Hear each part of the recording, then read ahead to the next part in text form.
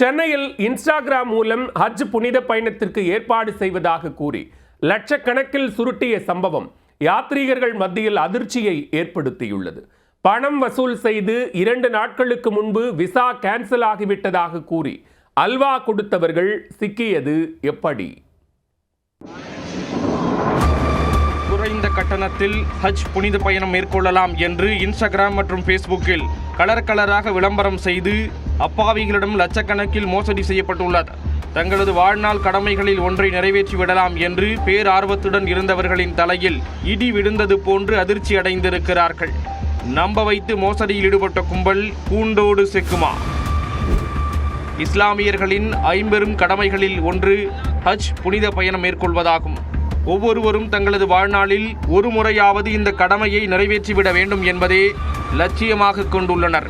ஆனால் சிலர் அந்த நம்பிக்கையை தங்களுக்கு மூலதனமாக்கி அப்பாவிகளிடம் பணம் பறிக்கும் மோசடி வேலையில் இறங்கியதாக புகார் எழுந்துள்ளது. சென்னையைச் சேர்ந்த சுல்தான் என்பவர் தனது மனைவியுடன் ஹஜ் புனித பயணம் மேற்கொள்ள திட்டமிட்டிருக்கிறார். அதற்காக ஈரோட்டைச் சேர்ந்த சலாமத் என்ற நபரை தொடர்பு கொண்டுள்ளார். அவர் மெக்கா சலாம் என்ற பெயரில் டிராவல்ஸ் நடத்தி வருவதாக இன்ஸ்டாகிராம் உள்ளிட்ட சமூக வலைதளங்களில் விளம்பரம் செய்துள்ளார். குறைந்த கட்டணத்தில் சவுதி அரேபியாவில் உள்ள புனித நகரமான மெக்காவுக்கு அழைத்துச் செல்வதாக கலராக ரீல் சுத்தி இருக்கிறார். அதை உண்மை என நம்ப வைக்கும் வகையில் செயலிகள் மூலம் ரேட்டிங் கொடுத்து பலரின் நம்பிக்கையை பெற்றிருக்கிறார். அந்த விளம்பரத்தை பார்த்து தொடர்பு கொண்ட சுல்தானிடம் 15 லட்சம் ரூபாய் கொடுத்தால் ஹஜ் பயணம் சென்று வரலாம் என ஈரோட்டைச் சேர்ந்த சலாமத் கூறியுள்ளார். பின்னர் அவர் சென்னையைச் சேர்ந்த ஹஜ் பயண ஏற்பாட்டாளரான சையத் அசாஸ் மற்றும் முகமது கவுஸ் என்பவரை வயதான தம்பதிக்கு அறிமுகம் செய்து வைத்திருக்கிறார்.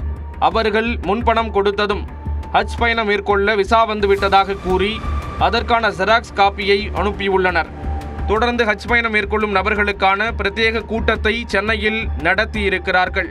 அப்போது பயணத்திற்கு தேவையான ஆடைகள், டிராவல் பேக், சூட்கேஸ் உள்ளிட்ட பொருட்களையும் வழங்கியுள்ளனர். அதை பார்த்து முழுமையாக நம்பிய அப்பாவிகள் ஏஜென்ட்டுகள் கேட்ட மொத்த பணத்தையும் கொடுத்திருக்கிறார்கள்.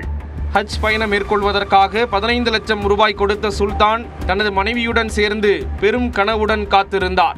அவர்கள் விமானம் ஏற தயாராக இருந்த 2 நாட்களுக்கு முன்பு உங்களது விசா ரத்து செய்யப்பட்டு விட்டதாக கூறி அதிர்ச்சி அளித்துள்ளனர். இதையடுத்துதான் மோசடி நபர்களிடம் சிக்கி 15 லட்சம் ரூபாயை இழந்ததை சுல்தான் உணர்ந்திருக்கிறார். உடனே பரங்கிமலை காவல் நிலையத்தில் புகார் அளித்துள்ளார். அதன் பேரில் வழக்கு பதிவு செய்த போலீசார் வெளிநாட்டில் தலைமறைவாக இருந்த முக்கிய குற்றவாளியான சையத் அசாஸை தேடப்படும் குற்றவாளி என அறிவித்தனர். தொடர்ந்து அவர் அகமதாபாத் விமான நிலையத்திற்கு வந்தபோது அங்குள்ள போலீசார் மூலம் கைது செய்யப்பட்டார். சென்னையில் அல் அகமது ஹஜ் சர்வீஸ் என்ற பெயரில் அசாஸ் மோசடியில் ஈடுபட்டதும் கண்டுபிடிக்கப்பட்டுள்ளது. இவர் மேலும் பலரிடம் லட்சக்கணக்கில் சுருட்டி இருக்கலாம் என குற்றம் சாட்டப்பட்டுள்ளது. ஃபேஸ்புக்கில், இன்ஸ்டாகிராமில் எல்லாத்துலேயும் ஆடு கொடுக்குறாரு.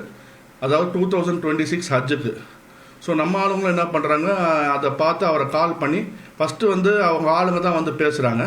அடுத்து இதில் அவங்க எல்லாமே பேசுனாங்க. ஸோ அவர் ஃபஸ்ட்டு ஈரோடு மக்கா சலாம் ஹஜ் சர்வீஸ், இவருக்கு ஹஜ்ஜோடைய இதுவே கிடையாது, இவர்கிட்ட லைசன்ஸே கிடையாது. உம்ரா லைசன்ஸ் மட்டும்தான் இவர்கிட்ட இருக்குது. இவர் என்ன பண்ணுறாரு, சென்னையில் உள்ள இந்த அகமது இஜாஸ் அகமது இவரை டைப் பண்ணி பண்ணுறாரு. அவரோட கம்பெனி தான் இஜாஸ் அகமதோடைய அல் அகமது ஹஜ் சர்வீஸ் தான் விசாலாம் இஷ்யூ பண்ணியிருக்காங்க. சரிங்களா? ரெண்டு பேருக்கும் உண்டான விசாவை இஷ்யூ பண்ணியிருக்காங்க.